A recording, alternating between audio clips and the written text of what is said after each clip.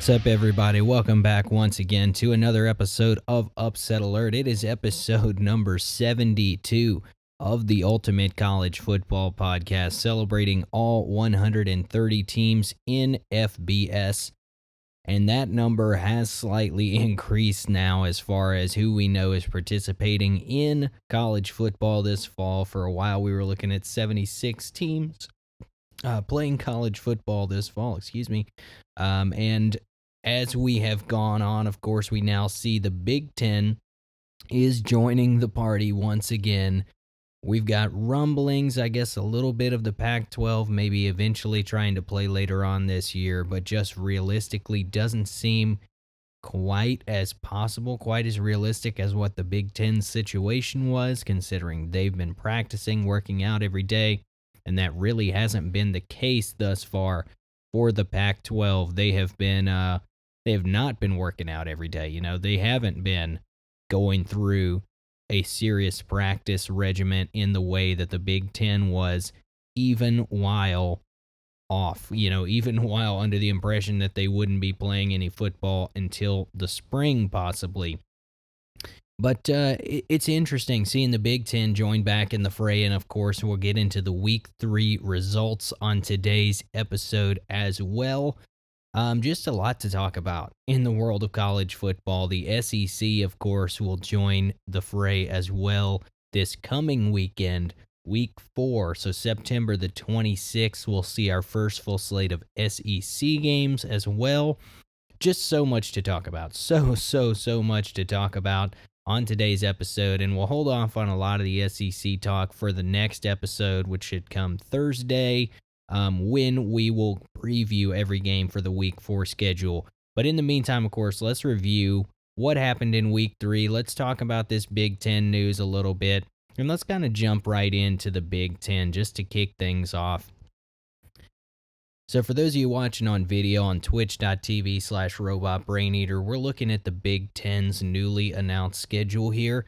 So there are a couple interesting things to note here. One is obviously that people are going to have a different level of difficulty, right? Different teams are going to have different strength of schedules as you look through here. A lot of folks remarking that Ohio State may be receiving some preferential treatment, perhaps. You look at their draws from the opposite division. Of course, out of their own division, they're still going to have to play Penn State and Michigan, the two highlights on the schedule for them there. But out of the opposite division, you're talking about Illinois, I believe, was on here. Yes, Illinois and Nebraska as the two teams from the opposite division that Ohio State will be playing this year. Compare that to someone like Michigan, for example, who will have to play Wisconsin this year, as well as Minnesota. You look at that division with Wisconsin, you look at Minnesota, Iowa, those are kind of your tough teams out of there, right? Nebraska, while historically a great football program, hasn't really been what they once were in a very long time. You look at Illinois is pretty bad. Northwestern and Purdue are nothing really to call home about. So you see Michigan get kind of stuck with 2 out of the top 3 teams out of that division, whereas Ohio State gets to play Nebraska and Illinois. Not much going on there. Not much going on there, really. Even you can make the argument Penn State has it a little easier as well, with Nebraska and Iowa on the schedule for them. So Iowa, a decent team, probably a top 25 team, but Nebraska, who hasn't been so hot, in there as well for the Nittany Lions. So it really is interesting just going through some of the highlights here, and we won't get into the entire schedule, but the Big Ten, for those of you who have not seen this scheduling model they're going with, they are playing 8 games. It's an all-conference schedule, so half and half home and road games. They'll start October the 24th, so in just about a month now, we'll get some Big Ten football. They will run 8 weeks nonstop, no bye week in there, with the regular season ending on December the 12th.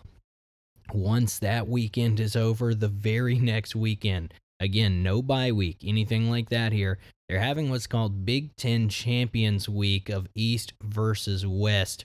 When you're looking at East versus West for this Big Ten Champions Week, what that essentially is going to mean is that not only are they going to have a traditional conference championship game between the Eastern Division winner and the Western Division winner, they're also going to have matchups between the corresponding seed numbers from each division. So one versus one, of course, will be the conference championship game, but they'll also have two versus two, three versus three, and so on, all the way to the bottom of the conference. And that's a pretty interesting concept to me because they are having a shortened schedule. They are only playing 8 games. This is going to give them an excuse to say, for those teams that don't quite maybe make the conference championship game, say for example, you have Penn State or someone like that at 7-1, maybe they only lose to Ohio State. You get Ohio State maybe wins the conference and goes to the playoff. That allows the Big Ten to say, hey, what about Penn State? They're 7-1. Let's give them an opportunity to show off in that final week of the season against someone like a Minnesota or maybe a Wisconsin that wins that that comes in second in that Western division, maybe an Iowa rematch in there for Penn State, something like that, just to give them another impressive win on the resume, probably a ranked win we would be assuming there, to maybe put someone like the Nittany Lions into a potential playoff conversation as well in a year that's kind of limited on the pool of teams that they're going to be choosing from, or perhaps at least, allows those teams to make a better case for themselves to go to a nice bowl game, get that kind of set up, and get another big win, quality win under their belts. There really is no telling how this is going to go down, right? When we talk about the postseason play in this coming college football season, you see on College Game Day this past weekend, David Pollock made the case for an expanded college football playoff because of this kind of situation that we're seeing here. You're going to see limited resumes for some teams. Some teams are going to have games get postponed and ultimately canceled, perhaps just due to the number of positive COVID-19 cases, whatever it may be, injuries, contact tracing, everything like that's on everyone's plate right now. When you see games that are getting postponed and maybe ultimately canceled due to those kinds of things, you're thinking, everyone's going to have kind of a limited resume, smaller number total of games on the schedule for some of these teams. And for the Big Ten, you're looking at 8 at most in the regular season if everything goes perfectly for them. That is kind of an instance where you say, maybe there are 6 to 8 teams that we're looking at right now that we think are deserving college football type caliber teams. I don't know if that's even on the table this year really for them, to expand the playoff to maybe 6 teams with 2 of them getting a first round bye, or maybe it's 8 teams. I don't know, but I can tell you, I for one would really enjoy to see that, seeing something like that. It makes a lot of sense for me in this year where the regular season schedules are a little bit more limited. I would love for this to be kind of the excuse year to expand that playoff to 8 teams. I am a believer that most of the time the playoff is going to work out to those same 4 teams that are going to be in the second round of that playoff if you do an 8-team playoff. But at the same time, you look at it and you say, weren't there those folks who were thinking when they moved to a 4-team playoff, it's going to be the same 2 teams in the end anyway. And then you get year 1 of the college football playoff, Ohio State won as a 4 seed. Pretty much put that narrative right to bed immediately. And I think that could potentially be the case. How often have we seen teams that get better over the course of the year? Someone might lose a game or 2 early in the year and then definitely be one of those college football worthy teams, but maybe not have the college football worthy record at the end of the season. I think it would be interesting to give some of those type of teams a chance. It would open up the door more for some of those top tier group of 5 teams to maybe make it into a playoff. If they do it 8 teams, though, I don't want any of this automatic qualifying like garbage that is on the table a lot of the time. Everyone always seems to assume, oh, you take an 8 team playoff, that's the 5 Power 5 conference champions, automatic qualifiers, the top group of 5 team, and then 2 at large. And there are worse ideas out there probably, but I'm not really about that idea. I'm all about just take the 8 best teams, just the way that you say you take the 4 best teams right now. And I think that makes the most sense to me. You put those 8 up against each other, expand that playoff, and ultimately the champion you come down to will probably be the most battle hardened college football team in perhaps a long time.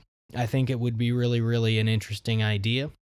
And of course, looking at this Big Ten schedule, you look at a team like Ohio State's schedule, and I personally might take some folks are out there saying, "Oh, it'll be hard, only playing 8 games." I don't think so. Ohio State, we don't even need 8 games to know they're one of the 4 best teams in the country. You can pretty much pencil them in for the playoff right now, unless they slip up. That's at least my humble take on it. That Penn State game looms large on the schedule. That will be a week 2 for their season road game for the Buckeyes. But outside of that, who's really going to challenge Ohio State on that schedule? They've owned Michigan. They've owned Nebraska and Rutgers and Maryland and Indiana, Illinois, Michigan State. None of those teams are even on the same level as the Ohio State Buckeyes. So you look at that regular season schedule and you look at Penn State and Michigan. Michigan's not going to do it. Penn State's probably not going to do it. Nobody else on the schedule even comes close to touching them in all likelihood. It just looks like a path to the playoff for the Buckeyes unless they slip in that Penn State game or in the Big Ten championship game. And that's about all there is to the Big Ten schedule this year. Of course, we'll get into more details on that as we get closer to that October 24th date when the Big Ten kicks off officially this fall. But let's talk about some conferences who have already kicked off, and let's look at this week 3 schedule here. Let's take a look on here at just some results of what happened this past weekend in college football. And we start, as always, in chronological order. Friday night, September the 18th, Campbell at Coastal Carolina. There wasn't really a whole lot to talk about here. Coastal Carolina picks up another win. It's 43-21, nothing too exciting. On to Saturday, you had Clemson blowing Citadel out 49-0 in that one. Another blowout.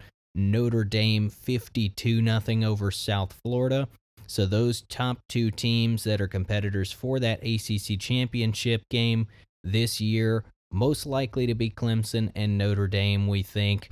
Those 2 teams kind of just doing business as usual, 49-0, 52-0, right early in the day against highly outmatched opponents.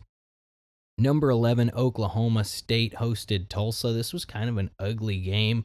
Honestly, you saw a long streak of 100-plus yard rushing games be broken for all-world running back, essentially. Chuba Hubbard, one of the best returning players in college football this year.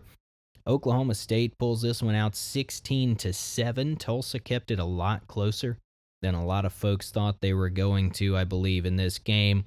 It was a sloppy game. Bottom line, Oklahoma State was a team that we were all really excited to see, mostly because of this high-powered offense, especially Chuba Hubbard at running back. It just wasn't entirely there for them on Saturday. The offense just was not outstanding by any stretch of the imagination. This team looked far from perfect. They definitely didn't look like a college football playoff team like some folks are predicting them to be this year. If they're going to beat Oklahoma and Texas this year, they've got a long way to go based on this performance. I'm not 100% sold on Oklahoma State. I think they're a great team. I'm not 100% sold on them as a serious threat to Oklahoma, though. Number 13, Cincinnati beat Austin Peay 55-20. An interesting tidbit, and we'll just tip our hat to Austin Peay real quick. for giving us some football games early on in the season. They were in that first FCS game of the year. They were in FBS games, those kind of paycheck games the last few weeks, last couple of weeks, I guess I should say. And after just a few weeks, their season is already done. They've got nothing else left on the schedule, and that is it for Austin Peay. But shouts to them for giving us, providing us some content to watch. And of course, shouts to Cincinnati, the Bearcats, rolling in that game 55-20, one of the favorites in the American Athletic Conference. Speaking of that conference and the favorites in it, number 14 UCF. This game was close for most of the game.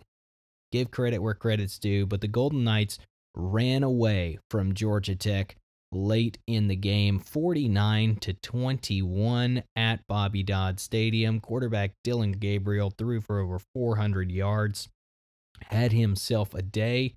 A lot of the offseason talk centered around whether or not McKenzie Milton would be healthy for this coming season, and rightfully so, because McKenzie Milton is an incredibly talented quarterback who we saw lead this UCF team to an undefeated 2017 season back when.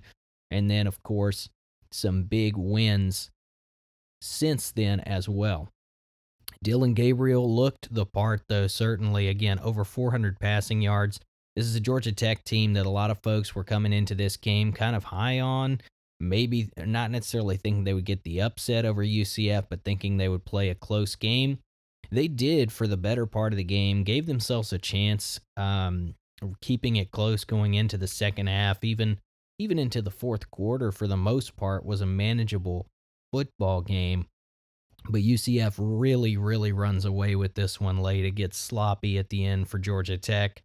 My big takeaway on this, because I wasn't really buying the Georgia Tech hype so much after last week. I think Florida State is just not as good as I thought they were. This is, I think, a below average Georgia Tech team still. I think they're pretty bad.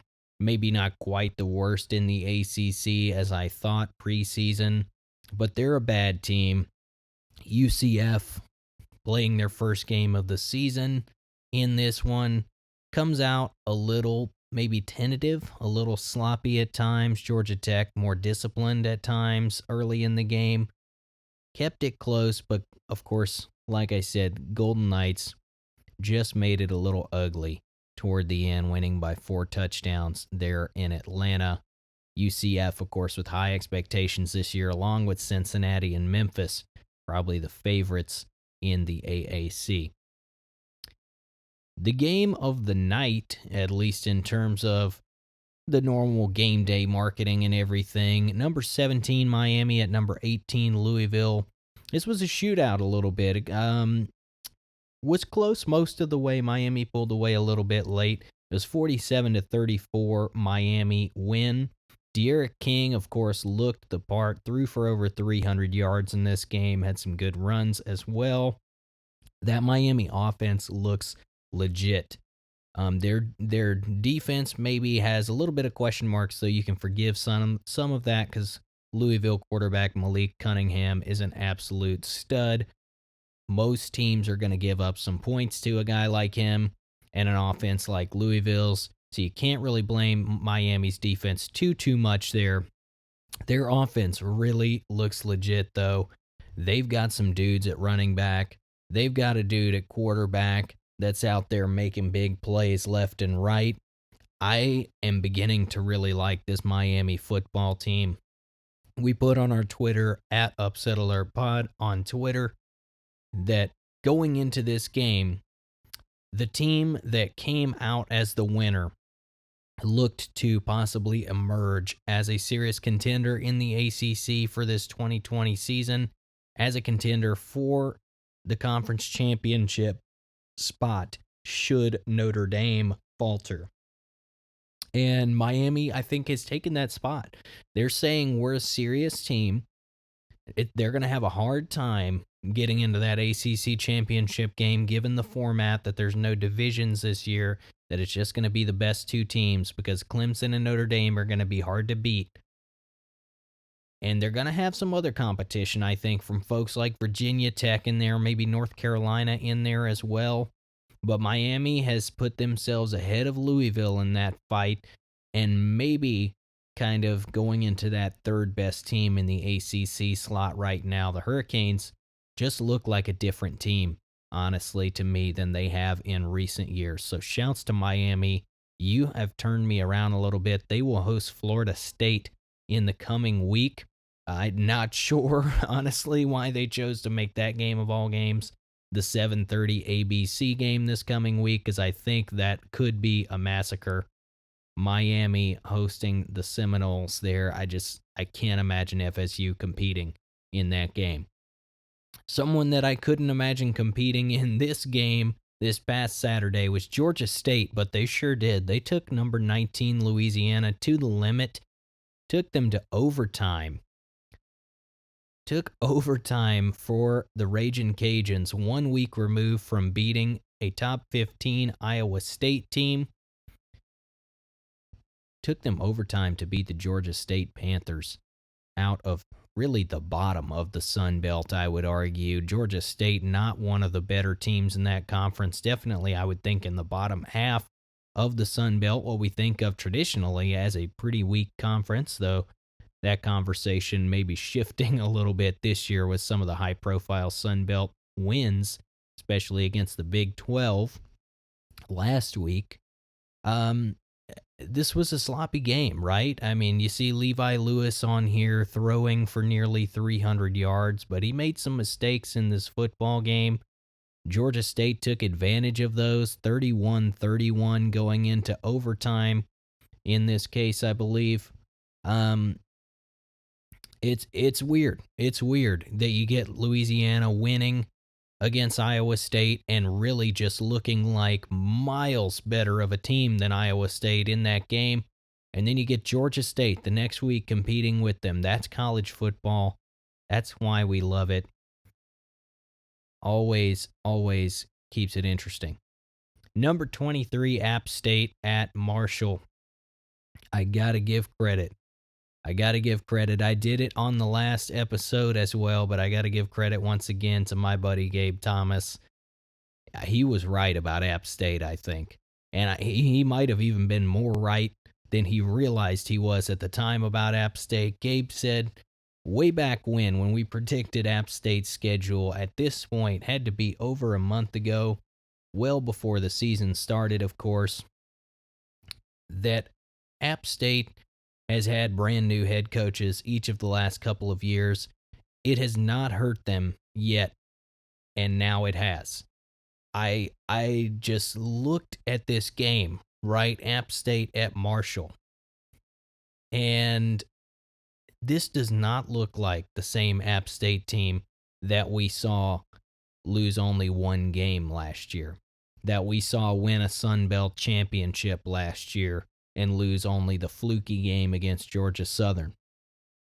This is an App State team that looked like they didn't want to be there at Marshall. They were making mistakes left and right. Sloppy play.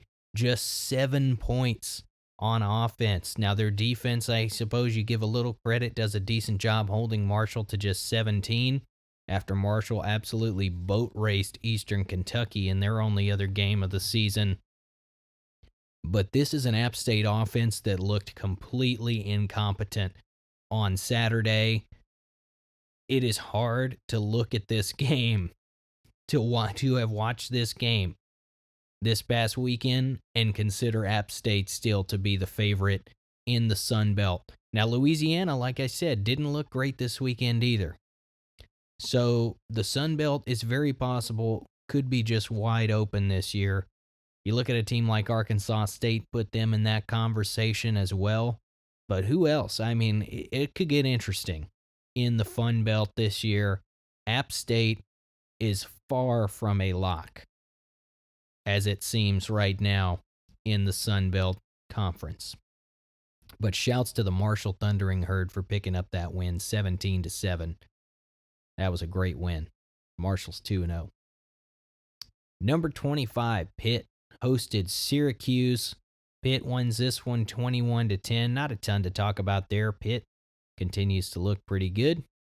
So shouts to Pitt. They've got a win over Syracuse, a win over Austin Peay. They are in the top 25 as far as the AP is concerned, so good on you, Pitt. Western Kentucky hosting Liberty. This was one of the bigger surprises of the day for me.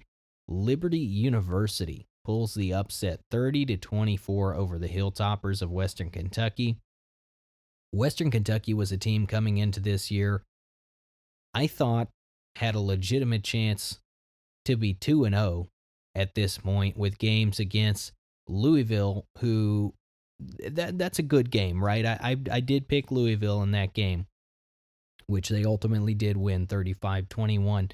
But that's a game that I expected Western Kentucky to be more competitive throughout the game in. And it really wasn't the case, honestly. And then they come into this game, their home opener, and they lose against Liberty. Shocking, I would say, to say the least. Liberty is not a team I would have expected coming into the season to beat Western Kentucky, who was one of my favorites out of Conference USA.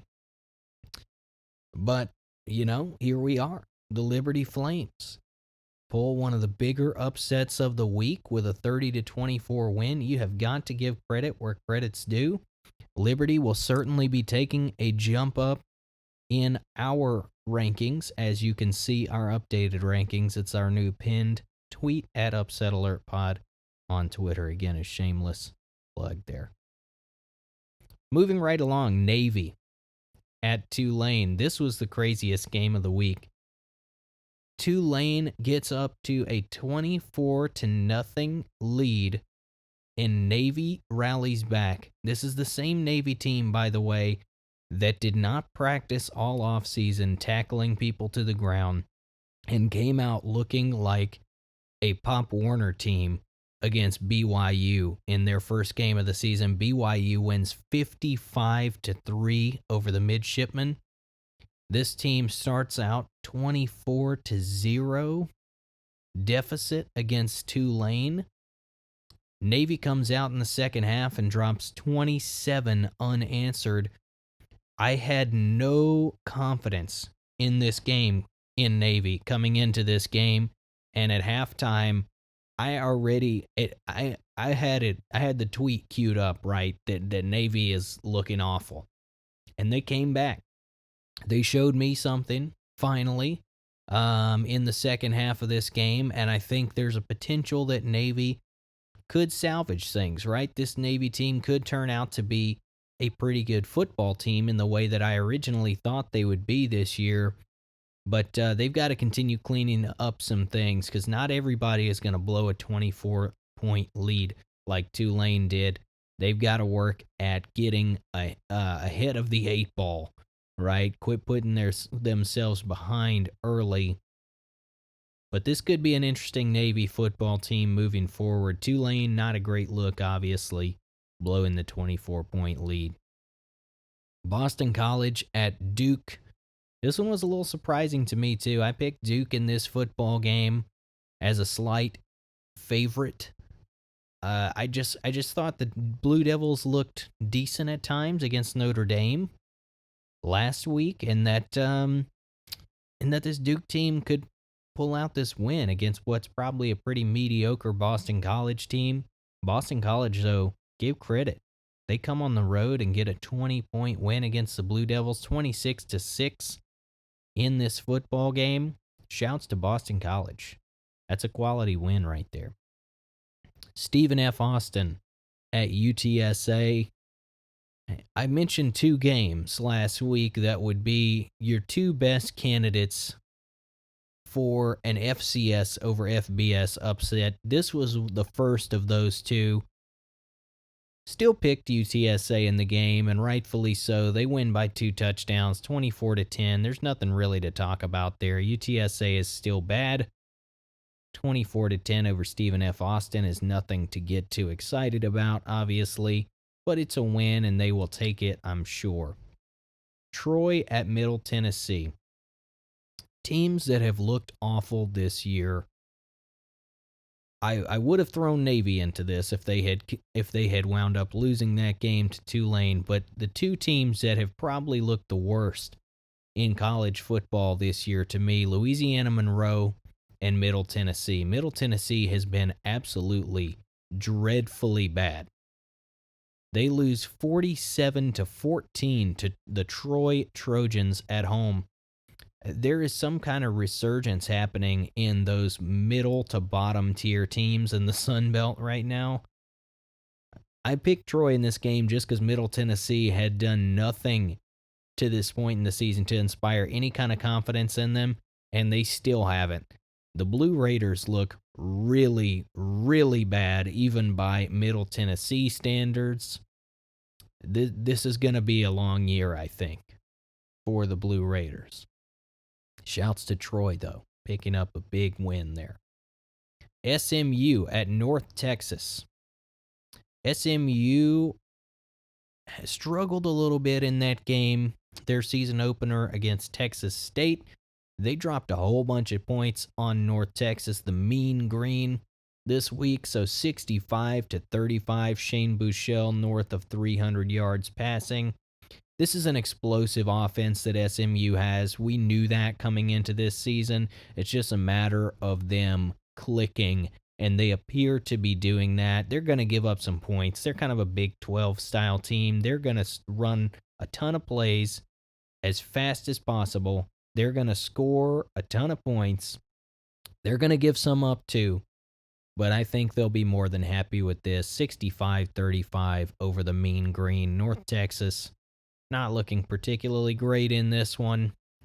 I don't know what you would have expected to go differently, though, as a North Texas fan. SMU's a pretty good football team, I think.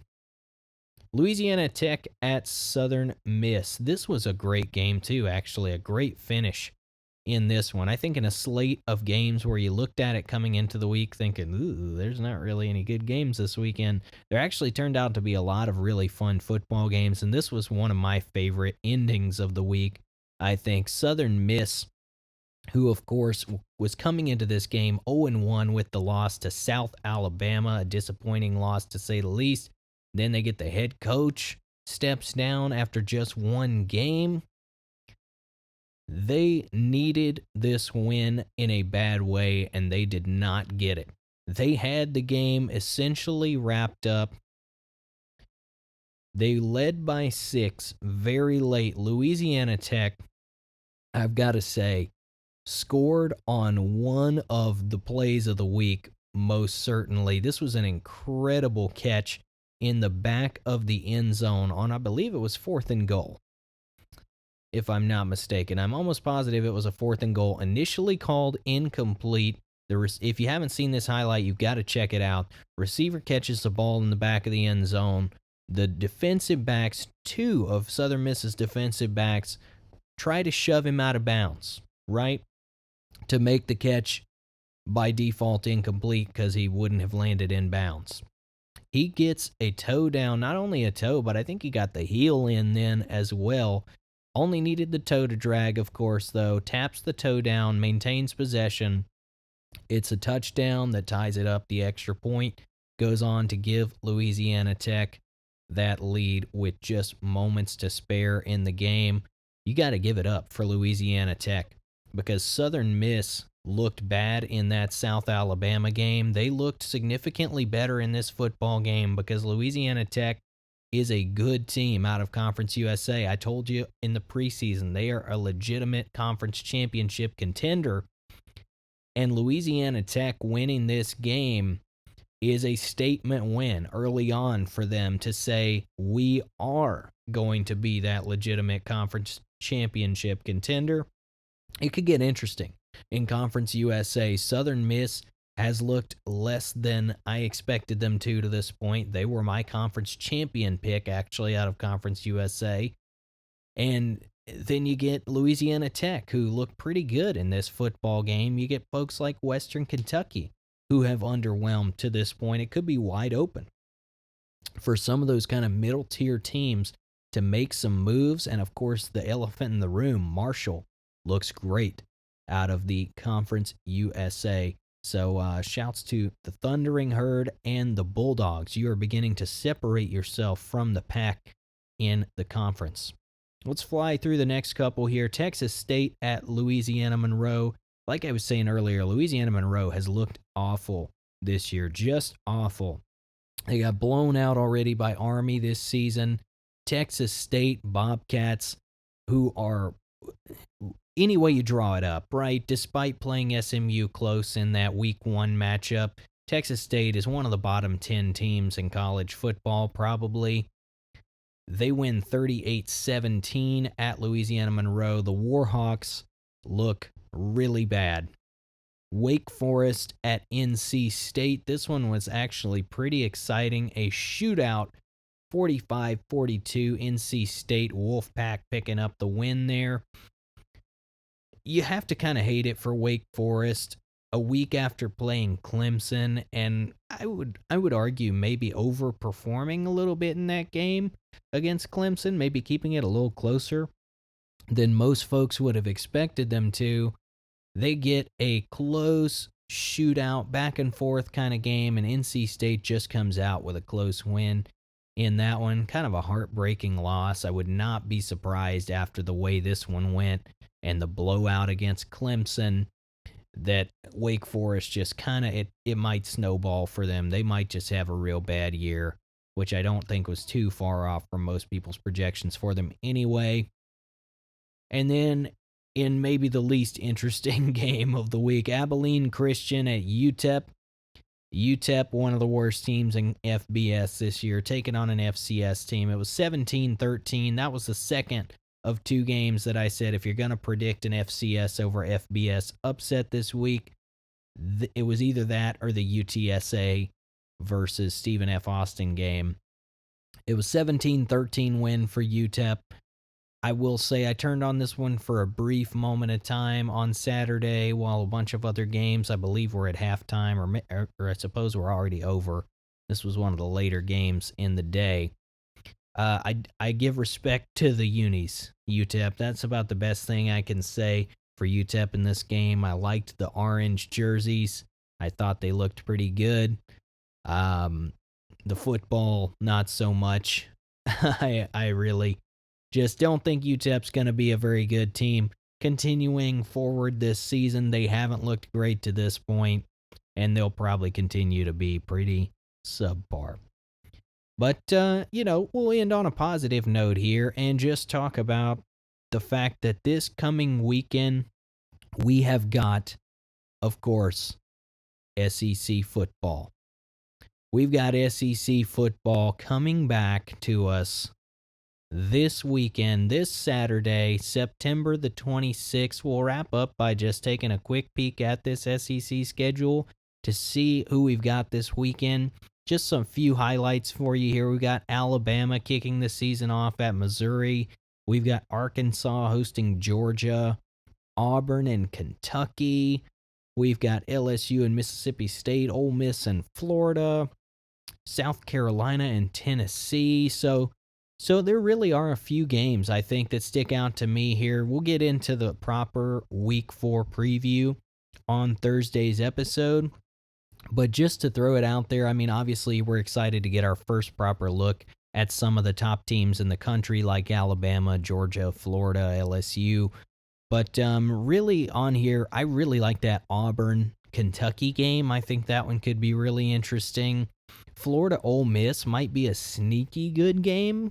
And Tennessee-South Carolina, I think, is an early litmus test in the SEC East to kind of see where some of those middle-tier teams outside of Georgia and Florida in the East are going to fall this year. Will be interesting to see what order Kentucky, Tennessee, South Carolina, Missouri, and Vanderbilt finish in this year. I think Vanderbilt you can kind of safely pencil in at the bottom of that division.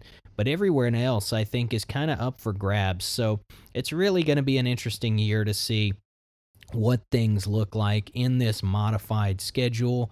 A 10-game SEC-only schedule is bound to have some wear on, especially these teams that are a little more lacking in depth. So I think it does give even more of an advantage to Alabama, to Georgia, to LSU, to Auburn, those teams that really tend to recruit on a super, super, super high level versus someone like a Tennessee, or even you can make an argument of Florida, who doesn't necessarily recruit at as high of a level as those other football teams, even if they are considered a perennial conference championship contender. So that's going to wrap us up for episode 72 of Upset Alert. As I said, Thursday we'll be back previewing week 4, including that SEC slate, as well as all the other big games and the quote-unquote big Saturday night game of Miami hosting FSU, which probably won't be much of a game at all. But lots of things to be excited about, of course, for the coming weekend in the world of college football. Just about a month from the Big Ten joining us. Just the weekend away from the SEC joining us. And who knows beyond that, maybe some Pac-12 football coming at some point. Who knows? If you want to stay in tune to all the latest and greatest news from the college football world, give us a follow at Upset Alert Pod on Twitter. We'll post all that news on there. Retweet from all the sources directly so that you don't have to worry about hearing somebody's spin or somebody's take on anything. It's just going to be the facts for the most part that we retweet. Some funny stuff on there too, obviously. The college football no context. Twitter always bringing it with the comedic relief. So we'll be doing all of that kind of good stuff on the Upset Alert Pod Twitter account. And of course, we will be right here live, twitch.tv/robotbraineater, Mondays and Thursdays. Time will vary. We'll tweet out the schedule in advance. I try to do it at least a couple hours in advance so that you all can join in the chat if you care to do so. But yeah, if you want to follow us here on Twitch, that's the best way to see us live and to get your comments read out on the show during the show. If you want to drop your comments on whatever team we're talking about at that particular moment, or just about college football in general. If you want to just drop us a line at Upset Alert Pod on Twitter, I'd be happy to read your comments out on an upcoming episode of the show there as well. Always happy to have you guys in the chat or on Twitter, wherever you may be. And of course, we're on podcast services around the world. So Apple Podcasts, Spotify, Google, and freshly announced Amazon Podcasts as well. So through Amazon Music, they have a podcast service there now as well. So if you use Amazon Music and that is your preferred method of choice, we're on there as well. Whatever your podcast service of choice, if you're listening on there, please do click that subscribe button or that follow button, that like, whatever the case may be for your service of choice. And if you do have the time, greatly appreciate you leaving us that 5-star review. Helps us get more eyeballs and more ears on the podcast. Until Thursday, though, I want to once again thank you guys so much for listening. I hope you have a wonderful rest of your day. And until Thursday, we will see you later.